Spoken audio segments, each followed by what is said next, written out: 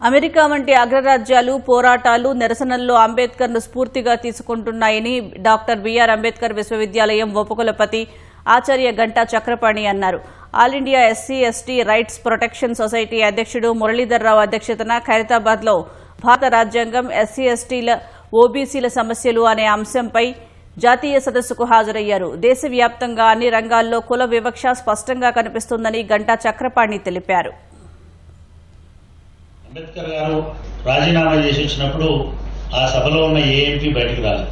Amp వచ్చి sir ఉండండి, మీరు మనందరం కలిసి కొట్లాడదామని ఎవరు అనలేదు.